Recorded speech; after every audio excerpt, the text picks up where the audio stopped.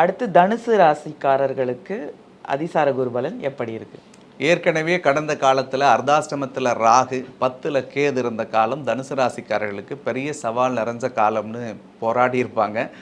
ஒரு நிலையான இடத்துல உட்கார முடியாத, ஒரு நிலையான தொழில் பண்ண முடியாத, ஒரு குடும்பத்தில் கூட ஒரு சந்தோஷமே இல்லை. ஏன்னா ஒரு ஒரு சூனியம் வச்சவங்க எப்படி இருப்பாங்களோ அந்த மாதிரியான வாழ்க்கை தனுசுக்கு கடந்த காலத்தில் கொடுத்தது. ஏன்னா விடாமுயற்சிக்கும் போராட்ட குணத்துக்கும் உதாரணமாக வாழக்கூடியவர்கள் தனுசு ராசி. எந்த ஒரு டெசிஷன் எடுத்தாலும் அந்த டெசிஷனை அச்சீவ் பண்ணணும்னு பயங்கரமாக டெடிக்கேஷனாக இருப்பாங்க. பட் பாஸ்ட் ஒரு 3 இயர்ஸாகவே பெரிய அளவில் ஒரு சக்ஸஸ் பார்க்காம தான் அவங்க வளர்ந்துட்டு இருந்தாங்க. இப்போ தான் அந்த குரு 7ல் வந்தார். 7ல் குரு வந்தபோது கொஞ்சம் நல்லது நடக்கும் அப்படின்னு நினைக்கக்கூடிய காலத்தில் இப்போ 8வது இடத்துல குரு பகவான் வந்து மறையிறார் தனுசு ராசிக்கு. 8ல் குரு மறையுது அப்படின்னா தயவு கூர்ந்து தனுசு ராசிக்காரர்கள் கவலைப்பட வேண்டாம். அதுக்கு முதல் காரணம் ராசிநாதனாக இருக்கக்கூடிய குரு உச்சமடைகிறாரு. ராசிக்கு 4ஆம் இடம் சுகஸ்தானத்துக்குரிய குருவும் உச்சமடைகிறார். ஸோ குரு பார்க்கக்கூடிய இடம் முதல் பார்வையாக 12வது இடமான விரயஸ்தானத்தை பார்க்கறதுனால தனுசு ராசிக்காரர்கள் கடந்த காலகட்டங்களில் செஞ்சுட்டு இருந்த தேவையில்லாத செலவு எல்லாமே குறையும். சுபவரைய செலவுகள் இந்த காலத்தில் பண்ணுவாங்க. இந்த காலகட்டம் என்பது மண் வாங்கலாம், மனை வாங்கலாம், வீடு கட்டலாம், ஏதாவது ஒரு தொழிலில் பெரிய முதலீடுகளை செய்யணும்னாலும் கண்ணை மூடிக்கிட்டு இந்த பீரியடில் செய்யறதுக்குரிய வாய்ப்புகளை கடவுள் கொடுப்பார் அப்படின்னே சொல்லலாம். பல பேருக்கு பல தெய்வ ஸ்தலங்களுக்கு சென்று வரக்கூடிய பிராப்தம் இந்த பீரியடில் இருக்கும். அதே மாதிரி இந்த டைமில் நிறைய இன்ட்யூஷன் இவங்களுக்குள்ளே தானாக சில விஷயங்களை நினைக்கிறதெல்லாம் நடக்கிற மாதிரியான செயல்களும் இந்த காலகட்டங்களில் அவங்களுக்கு அரங்கேறும் அப்படின்னு சொல்லணும். ஸோ குறிப்பாக 2ஆம் இடம்னு சொல்லக்கூடிய குடும்பஸ்தானத்தில் குரு பார்க்கறதுன்றது குடும்ப வாழ்க்கையிலிருந்து வந்த பல நெருக்கடிகள் மாறும். தனுசு எப்படின்னா மனசில் வச்சுக்காத பேசிடுவாங்க, எல்லா விஷயத்தையும் பேசிட்டு கடைசியில் குடும்பத்துக்குள்ளே தேவையில்லாத மன உளைச்சல், கருத்து மோதல்களை இவங்க தான் எதிர்கொண்டு இருப்பாங்க. நான் அந்த வார்த்தையை சொல்லவே இல்லையே, கடைசியில் என்ன விஷயம் விமர்சனம் பண்ணிட்டாங்களே அப்படின்லாம் பேசியிருப்பாங்க. 2வது இடத்தை குரு பார்க்கறதுனால நிச்சயமாக குடும்பத்தில் குடும்ப உறவுகளுக்குள் இருந்து வந்த மனக்கருத்து மோதல்கள், மனக்கசப்புகள் எல்லாமும் சரியாகும். பண விஷயங்களில் தனுசு ராசிக்காரர்களுக்கு இருந்த தடைகள் எல்லாமும் விலகும். இந்த காலகட்டங்களில் பொருளாதார முன்னேற்றம் வரும். எதிர்பார்த்த பொருளுதவிகள் இவர்களுக்கு நிறையவே கிடைக்கும். படிக்கக்கூடிய ஸ்டூடெண்ட்ஸ் யாராக இருந்தாங்கன்னா நிச்சயமாக எஜுகேஷனில் அவங்க நினைச்ச சீட்டு கிடைக்க போகுது.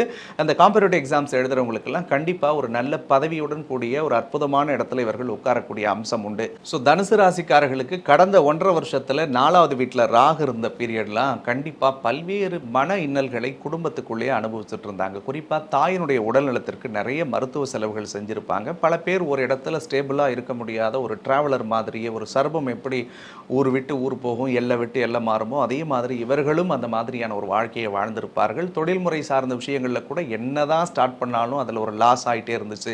வண்டி வாகனம் வச்சுருந்தாலும் விபத்துக்குள்ளே சிக்கிக்கிட்டு இருந்துச்சு, அல்லது நம்ம எடுக்கிற நேரம் தான் ஏதாவது ஒரு பழுது வந்துக்கிட்டே இருந்தது அப்படின்லாம் நினச்சிட்டு இருந்திருப்பாங்க. ஆனால் அந்த சிக்கல்கள் அத்தனையும் இறைவனுடைய அருளோடு சரியாகும். ஸோ இதுக்கு முன்னாடிலாம் வெளியில் வந்துட்டா ராஜயோகம், வீட்டுக்கு வந்துட்டா ஏண்டா வந்தோம் அப்படின்னு நினச்சிட்டு இருந்த தனுசு ராசிக்காரர்களுக்கு வீட்டிலே குதூகலம், சந்தோஷம், நிம்மதி, தெளிவு கிடைக்கக்கூடியதாக இருக்கும். தன்னை சுற்றி இருந்தவங்களை நினைச்சு வருத்தப்பட்ட கவலைகள் மாறும். தனுசு ராசிக்காரர்களை பொறுத்த வரைக்கும் அந்த 4ல் ராகு இருந்ததுனால தொழிலில் இருந்து வந்த பல இன்னல்கள் இருந்து இவர்கள் மீண்டு, ஏற்கனவே ஒரு பிரான்ச் வச்சு நான் இப்போ ஆஃபீஸ் வச்சுருந்தேன்னா கண்டிப்பாக ஒரு 4 பிரான்ச் செய்யலாம், ஒரு ஹோட்டல் இருக்குங்கன்னா 4 ஹோட்டல் வச்சுக்கலாம். இந்த மாதிரியான ஒரு பீரியட்ஸ் எல்லாம் இவங்களுக்கு கண்டிப்பாக சக்ஸஸை கொடுக்கும். புதிய வண்டி வாகன சேர்க்கை தனுசு ராசிக்கு இந்த பீரியடில் உருவாக போகிறது.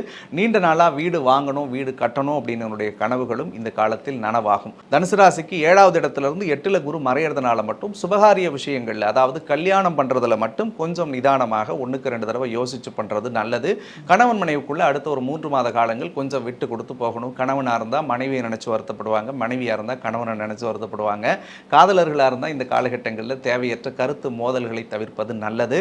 வீட்டில் ஏதாவது ப்ரப்போஸ் பண்ணி சொல்லணும் அப்படின்னு நினச்சிட்டு இருந்தாலும் கூட கொஞ்சம் ஒரு 2 மாதம் நிதானமாக இருந்து அப்புறம் பேசுனீங்கன்னா அது ஒரு பெரிய சக்ஸஸாக மாறும். இவங்களுக்கு வந்து எந்தெந்த விஷயங்களில் கவனமாக இருக்கணும்? தனுசு ராசியை பொறுத்த வரைக்கும் 3வது வீட்டில் சனி பகவானும் 3ல் ராகுவும் சேர்ந்திருக்கிறதுனால அண்ணன் தம்பி உறவுகளுக்குள் விட்டு கொடுத்து போகணும். நண்பர்களோடு பேசும்போது பழகும்போது கொஞ்சம் கவனமாக நிதானமாக இருக்கணும்.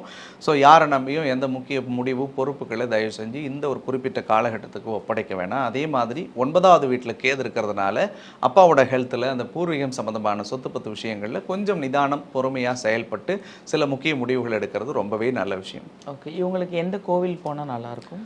தனுசு ராசிக்காரர்களை பொறுத்த வரைக்கும் பிரதோஷ வழிபாடு செய்கிறது இவங்களுக்கு மிகச்சிறந்த பலன் தரக்கூடியதாக இருக்கும். குறிப்பாக சனிக்கிழமையில் வரக்கூடிய சனி பிரதோஷ காலத்தில் அங்கே பக்கத்தில் இருக்கக்கூடிய சிவன் கோவில், எந்த கோவிலாக இருந்தாலும் சரிதான், அங்கே நந்தியம்பெருமானுக்கு நடக்கக்கூடிய அபிஷேகத்தின் போது ஒரு அருகம்பில் மாலையோ அல்லது ஒரு படிப்பால் வாங்கி கொடுத்து இவங்க அந்த பிரதோஷத்தில் கலந்துக்கிட்டு இவங்க கையால் ஏதாவது ஒரு நவதானிய சுண்டலை அங்கே வரக்கூடிய ஒரு 10 பேத்துக்கு பிரசாதமாக கொடுத்தா நிச்சயமாக இவருடைய வாழ்க்கை சுபிக்ஷம் அடையக்கூடியதாக இருக்கும். ஓகே.